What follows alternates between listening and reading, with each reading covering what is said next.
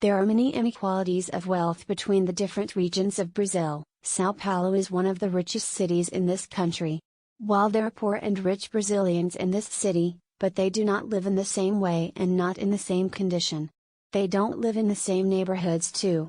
These poor neighborhoods, called favelas, and that's what we're going to observe now. For example, in this photo, we see the skyscrapers, the luxurious buildings, and just in front, the favelas. Often a wall separates them. Moromby is a rich district which is part of São Paulo. This district being very rich, it contains skyscrapers, buildings, luxury hotels and restaurants as well as shopping centers. There are paved roads, private swimming pools. It has a population density of 3,000 per square kilometer. The Paraisopolis favela is a very poor neighborhood. The houses are tight, the roads are not paved, there are no shopping malls. On the other hand, there are markets or stands. Fortunately, electricity is often present in homes. Paraisopolis has a population density of approximately 100,000 inhabitants/km.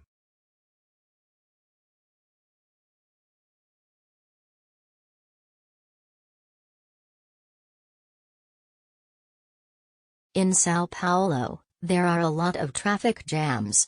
So the richest people take helicopters in the morning to go to work. To get to work by car would take at least half an hour, while a helicopter can take 7 minutes. With 20 million inhabitants within a radius of 100 kilometers around the city center, driving in São Paulo is a real nightmare. São Paulo may have the reputation of a city that never stops. Paralysis does indeed await it.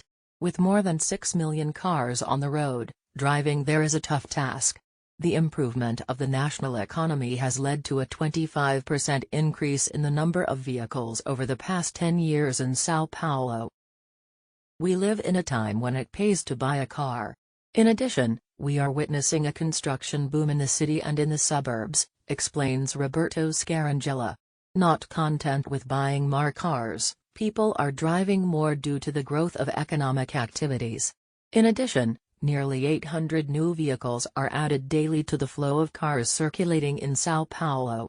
We see the result in the streets, says Scarangella in despair. In the São Paulo region, almost half of the families are motorized. They live mainly in the extended center in the suburbs. They mainly belong to the wealthy and middle classes. The working classes, that is to say the poorest inhabitants, are only beginning to motorize. There are more and more cars in circulation, which implies a higher proportion of motorized trips today, with nearly 25% of trips by car. Collective public transport accounts for more than 55% of the 25 million daily journeys. In addition, the city center has a metro circulating in 2011 on a network comprising 55 stations, which is little in view of the extent of the agglomeration. The share of journeys on foot is far from negligible, since these amount to 12 million per day, nearly 33% of daily journeys. Young people are protesting against the increase in the price of bus tickets, because they have difficulty getting around to go to work or to study. In addition, there are not enough places or not enough buses.